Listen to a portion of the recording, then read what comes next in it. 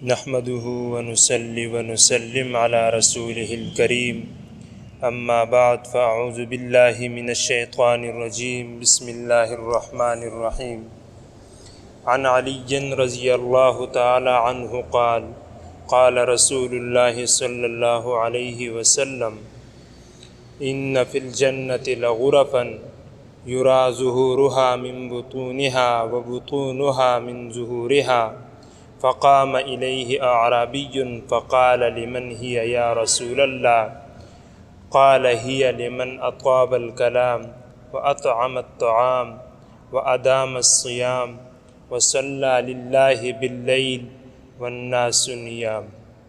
او كما قال النبی صلی اللہ علیہ وسلم۔ اللہ تبارک و تعالیٰ کی خصوصی رحمتوں کا نزول رمضان کریم میں موسلادھار بارشوں کی طرح مسلسل ہوتا رہتا ہے۔ وہ مواقع جو خاص رحمتوں والے ہیں ان میں سے ایک وقت تہجد کا وقت ہے کہ اس وقت میں خود اللہ تبارک و تعالیٰ آسمانی دنیا پر اپنی تجلی خاص نازل فرماتے ہیں، اور جو لوگ دعا کرنے والے ہو ان کی دعاؤں کو قبول فرماتے ہیں، اور جو لوگ عبادت میں مشغول ہوتے ہیں ان پر اللہ تبارک و تعالیٰ کی رحمتیں اور برکتیں نازل ہوتی ہیں۔ جناب نبی کریم صلی اللہ علیہ وسلم خود بھی نماز تہجد کا بہت زیادہ اہتمام فرماتے تھے اور اپنی امت کو بھی اس کی ترغیب دیتے تھے۔ آپ علیہ السلام نے ارشاد فرمایا کہ جنت میں ایک محل ہے، وہ محل ایسا ہے کہ جس کا اندرونی حصہ باہر سے اور باہر کا حصہ اندر سے نظر آتا ہے۔ حضرت ابو مالک اشعری رضی اللہ تعالی عنہ نے دریافت کیا، اللہ کے رسول یہ خوبصورت محل کس کو ملے گا؟ آپ علیہ السلام نے جواب میں ارشاد فرمایا، یہ محل اس شخص کو ملے گا جو میٹھی گفتگو کرنے والا ہو، لوگوں کو کھانا کھلاتا ہو، روزے رکھتا ہو اور نماز تہجد میں کھڑے ہو کر رات گزارتا ہو، جس وقت سارے لوگ سو رہے ہو، لوگ تو آرام کی نیند سو رہے ہیں اور یہ شخص رب کے سامنے کھڑے ہو کر تہجد کی نماز پڑھ رہا ہے، یہ محل ایسے شخص کے لیے ہے۔ ایک اور حدیث پاک کے اندر جناب نبی علیہ السلام نے یوں ارشاد فرمایا، جو شخص رات کو اٹھے اور اپنی گھر والی کو بھی بیدار کرے اور وہ دونوں نماز تہجد کی 2 رکعتیں پڑھے تو ان دونوں کو اللہ تبارک و تعالیٰ کا کثرت سے یاد کرنے والوں میں لکھا جائے گا، یعنی ان دونوں کا شمار ان لوگوں میں سے ہوگا جو لوگ کثرت سے اللہ تبارک و تعالیٰ کا ذکر کرنے والے ہیں، ان لوگوں میں اللہ تبارک و تعالیٰ ان دونوں کو شامل فرمائیں گے۔ ایک دوسری روایت میں جناب نبی علیہ السلام نے چند خوش نصیبوں کا ذکر فرمایا، چند خوش نصیبوں کا تذکرہ کیا، فرمایا کہ جن کے 3 انعامات ہیں، کہ کچھ خوش نصیب لوگ ایسے ہیں کہ اللہ تبارک و تعالیٰ کی طرف سے ان خوش نصیبوں کو 3 انعامات دیے جائیں گے۔ پہلا انعام، اللہ تبارک و تعالیٰ ان سے محبت کرتے ہیں، یہ اللہ تبارک و تعالیٰ کی طرف سے پہلا انعام ہے۔ دوسرا انعام یہ کہ اللہ تبارک و تعالیٰ ان کے سامنے مسکرائیں گے، یہ دوسرا انعام ہے اللہ تبارک و تعالیٰ کی طرف سے۔ اور تیسرا انعام، اللہ تبارک و تعالیٰ ان سے خوش ہو جاتے ہیں، ان سے خوش ہو جائیں گے اللہ تبارک و تعالیٰ۔ پھر فرمایا کہ ان میں سے ایک شخص وہ بھی ہے کہ جس کی خوبصورت بیوی ہو، عمدہ نرم بستر بھی ہو، اور وہ شخص ان کو چھوڑ کر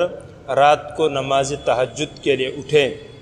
اس کے بارے میں خود رب کریم فرمائیں گے، اس شخص کے بارے میں خود رب کریم فرمائیں گے کہ اس نے اپنی خواہشات چھوڑ دی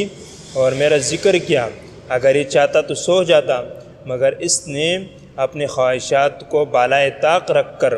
میرے سامنے کھڑے ہونے کو اور میری عبادت کرنے کو پسند کیا۔ حضرت عبداللہ بن سلام رضی اللہ تعالیٰ عنہ کہتے ہیں کہ تورات میں لکھا ہے کہ جن لوگوں کے پہلو خوابگاہوں سے جدا رہتے ہیں، یعنی وہ لوگ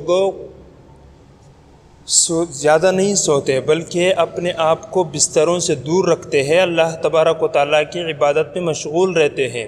ان کے لیے اللہ تبارک و تعالیٰ نے اسے نعمتیں تیار کر رکھی ہے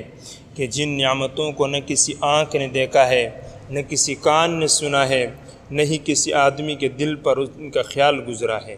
ان نعمتوں کو مقرب فرشتے اور نبی مرسل بھی نہیں جانتے۔ تو آئیے ہم بھی عزم کرتے ہیں کہ ہم بھی اس مبارک راتوں میں، اس مبارک مہینے کے اندر اللہ تبارک و تعالیٰ کے سامنے گڑ گڑا کر اپنے گناہوں کی معافی مانگیں گے۔ لیکن جو کام جتنا بڑا ہو اور اس کو جتنے زیادہ فضیلت ہو، اس کام کو اگر مسائل کا استحضار کرتے ہوئے کیا جائے تو وہ کام احسن طریقے سے سر انجام پاتا ہے۔ تو اس لیے اس کے ساتھ ساتھ کوئی مسائل بھی سن لیجئے۔ تو پہلا مسئلہ یہ یاد رکھیے کہ نماز تہجد کا افضل وقت جو ہے وہ سو کر اٹھنے کے بعد ہے۔ چاہے پھر سو کر اٹھنے کے بعد آدمی آدھی رات کو اٹھے یا آخری شب میں اٹھے، یہ افضل وقت ہے، تاہم اس کے لیے سونا ضروری نہیں۔ لہٰذا اگر کوئی شخص سونے سے قبل ہی تہجد کے نوافل پڑھ لے تو بعض علماء نے لکھا ہے کہ یہ شخص بھی تہجد کی فضیلت حاصل کرنے والوں میں شامل ہوگا۔ دوسرا مسئلہ، تہجد میں کم سے کم 2 رکعت اور زیادہ سے زیادہ 8 رکعت اور 12 رکعت پڑھ سکتے ہیں، ان کا ثبوت احادیث نبویہ سے ملتا ہے۔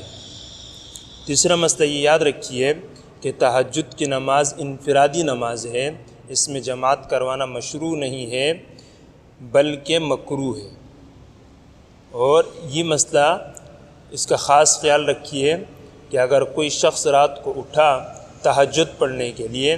اور اس کے پہلو میں یا قریب میں کوئی دوسرا شخص سویا ہوا ہے یا کوئی دوسرا شخص کسی اور عبادت میں مصروف ہے، مشغول ہے، تو اب یہ جو تہجد پڑھنے والا شخص ہے اس کے لیے یہ مناسب نہیں ہے، اس کے لیے اس طرح کرنا مکروہ ہے کہ یہ بلند آواز سے قرأت کریں اور آنے والے کی نیند کو خراب کرے، یا جو دوسری عبادت کے اندر مشغول ہے اس کی عبادت کے اندر خلل ڈالے، یہ ان کے لیے مکروہ ہے۔ البتہ اگر اس کے پہلو میں کوئی دوسرا شخص نہیں ہے، نہ کسی عبادت میں مشغول ہے کوئی دوسرا شخص اور نہ ہی اس کے پہلو میں سونے والا ہے، تو پھر اس کو اختیار ہے، چاہے تو سرن قرأت کرے چاہے جہرن قرأت کرے۔ اسی طرح نماز تہجد کے اندر علماء نے لکھا ہے کہ قیام لمبا ہو۔ قیام لمبا کرنے کا طریقہ یہ ہے کہ قرآن کریم کا جتنا حصہ یاد ہے وہ زیادہ سے زیادہ پڑھنے کی کوشش کیجیے، اس سے قیام لمبا ہوگا۔ اللہ تبارک و تعالیٰ نے الحمدللہ ہمیں صحت، تندرستی اور عافیت کے ساتھ رمضان المبارک عطا فرمایا ہے۔ اس ماہ میں ہم سحری کے لیے اٹھتے ہیں، سحری کے وقت وضو کر کے 2-4 رکعتیں جتنی ہو سکے پڑھ لیا کریں،